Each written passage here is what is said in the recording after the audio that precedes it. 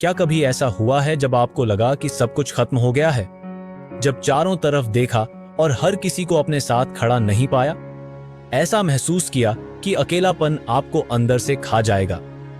कभी ऐसा लगा कि इस अकेलेपन ने आपको पूरी तरह तोड़ दिया है? लेकिन क्या आप जानते हैं, यही अकेलापन वो घड़ी होती है जब आप खुद को पहचान पाते हैं। जब दुनिया में कोई साथ न हो, तब वही पल आपकी असली ताकत को जगाता है।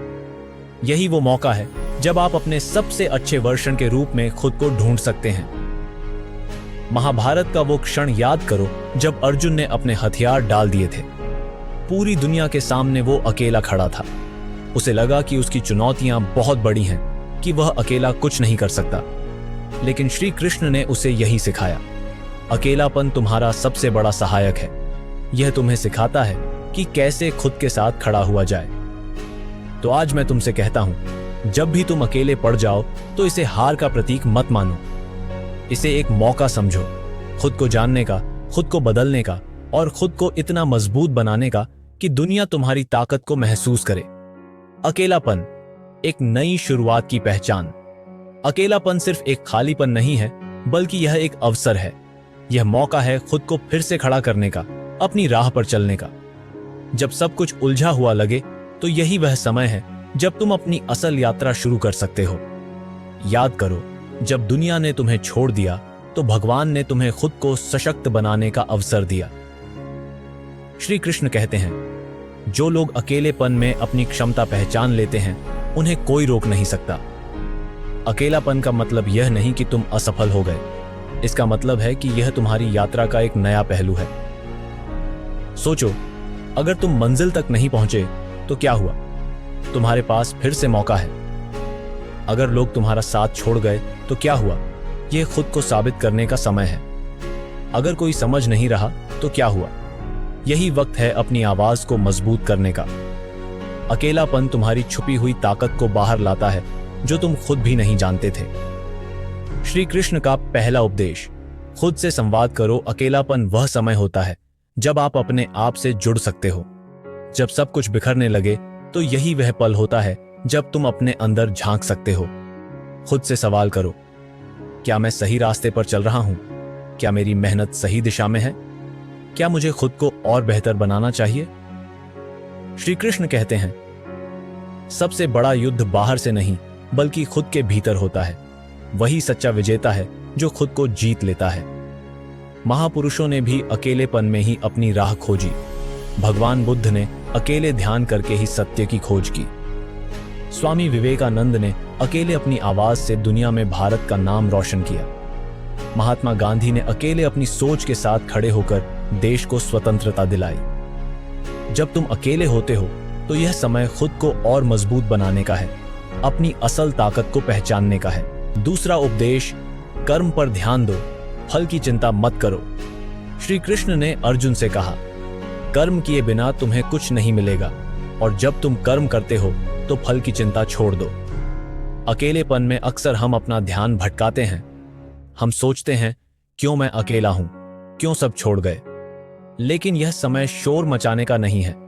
यह समय है अपने कर्म पर ध्यान लगाने का। सोचो, अगर तुम पढ़ाई कर रहे हो तो अकेले बैठकर अपनी कमजोरियों को सुधारो। अगर तुम नौकरी की तलाश में हो तो अपनी स्किल्स को इतना मजबूत बनाओ कि लोग तुम्हें ढूंढने लगें। अगर तुम किसी बड़े सपने का पीछा कर रहे हो तो बिना रुके, बिना थके मेहनत करो। अकेलापन तुम्हें वो फोकस देता है जो तुम शोर शराबे के बीच कभी नहीं पा सकते। यही समय है जब तुम खुद को ढाल सकते हो, खुद को तराश सकते हो। तीसरा उपदेश, अपनी कमजोरियों को ताकत बनाओ। श्री कृष्ण कहते हैं, कमजोरी कोई स्थायी चीज नहीं है। अगर तुम उसे पहचान कर उस पर काम करो, तो वही कमजोरी तुम्हारी सबसे बड़ी ताकत बन सकती है। अकेलेपन में जब तुम्हें अपनी कमियां दिखें, तो डरने के बजाय उन्हें सुधारने की कोशिश करो। यही वह समय है जब तुम खुद को इतना सशक्त बना सकते हो कि तुम्हारी कमजोरियां ही तुम्हारी ताकत बन जाएं।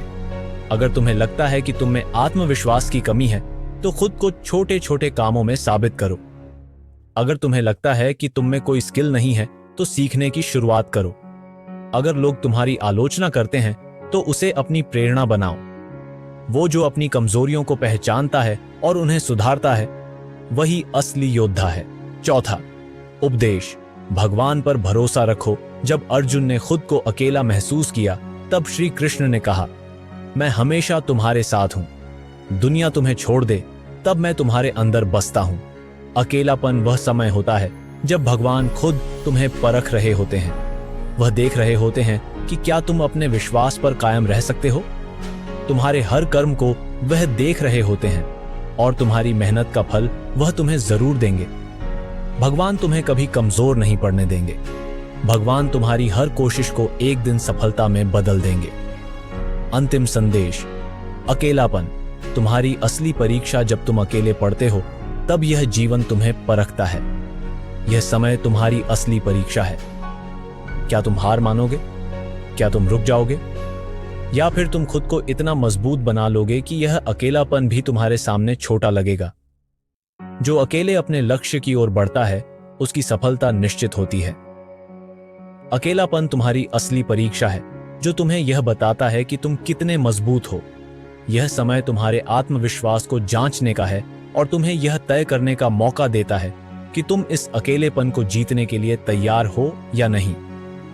समाप्ति। खुद से एक वादा करो।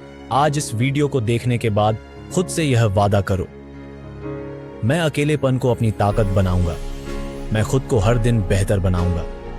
मैं भगवान पर भरोसा रखूंगा और अपने कर्म पर ध्यान दूंगा।